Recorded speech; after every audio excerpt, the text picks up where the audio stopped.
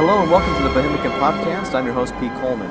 Today we're going to be actually going down further into Old Town to see some of the more interesting legends that Travis Dow will talk to us about.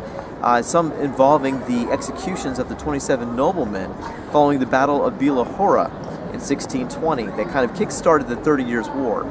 It was a pretty dark history here in Prague at that time, and we're going to talk about some of the events that happened actually right down here in the Old Town part of Prague. We're going to further go into the city streets and down the alleys to the House of the Two Golden Bears as well. Travis is going to talk to us about that hideaway from the late medieval times that still exists today.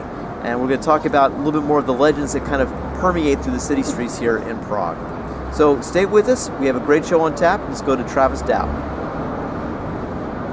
So right here, if you look on the floor, there are 27 crosses, okay? And then right in front of us here is a double swords, and then there's actually a date up there. It's the 21st of June, 1621. And then there's another double swords. So that's the executioner's symbol. And those crosses mark where the scaffolds once were. And we've mentioned this before, but this is where, after the little second defenestration in 1618, led to a uprising and revolt, which was then finally put down in the Battle of White Mountain in 1620. And the 27 leaders of that rebellion were arrested.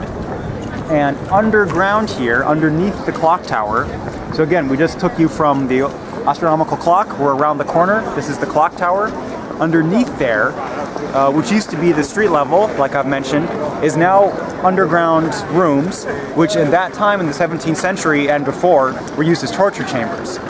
And these 27 noblemen were brought down there, tortured for about 9 months, and then taken up here on this fateful day, the 21st of, which is actually the summer solstice, 21st of June, 1621.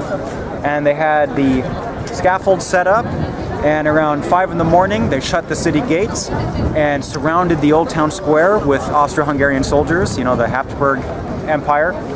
And the cannon sounded for 6 o'clock by then, and then they marched the guys single file out and brought them up here on the scaffolds. The leader, because he was the leader of the group, he had his tongue cut out, and then his arms chopped off, and then his head chopped off by Jan Midlarz, a famous executioner and a story in its own right, which I may have told on your podcast, I don't remember.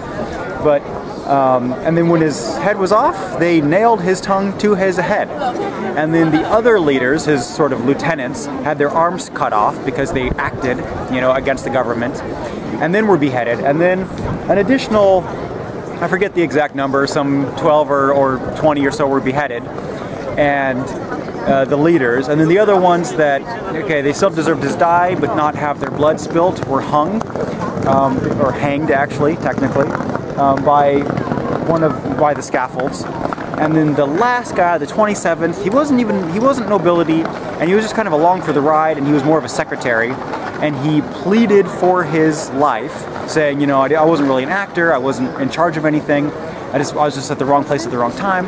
And the emperor said, okay, sure enough, I will spare your life, but because you flapped your tongue so much, begging for it, he nailed his tongue to the scaffolds and just kind of let him be there.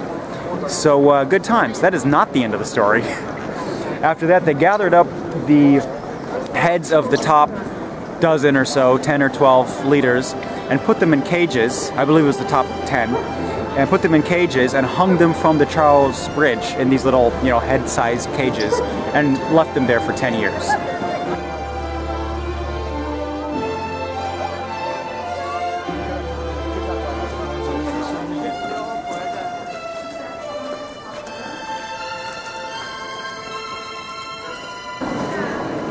This behind me is the House of the Two Golden Bears. It's my favorite house in Prague, and this was an alchemist lab at some point. It was built in the 17th century. It is one of the oldest houses in Prague. So not one of the oldest buildings, not by a long shot, but one of the oldest houses that's still standing.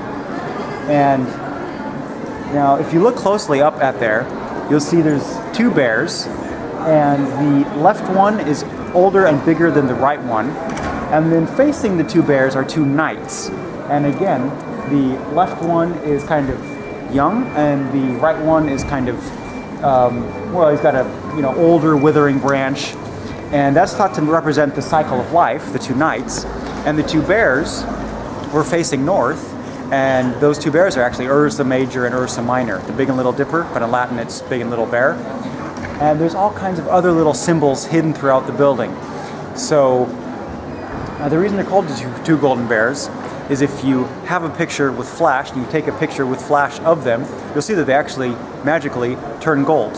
Okay, it's not magic. They used to be gold plated. And the reason that is because this was an alchemist's lab. And that's also the reason why I like it so much. But it is really neat. And even here, if you went into this courtyard, there's a metal gate, but if you got through that, there used to be an entrance to the underground, and people could, disappear quickly. Because this alleyways we just passed through was a great place for the black market, more or less, because it's just a block away from the official, Old Town Square where the official market was. So if you needed to get away from authorities, you just zip down into the underground and you're gone. Although that was not a safe venture by any means. The underground tunnels were used to kind of infiltrate the city in medieval times, and also as as a means to hide out and escape and that sort of thing. So there was booby traps there. There was also open wells, even to this day. And beneath the Old Town Hall, there is open wells with water just beneath the buildings.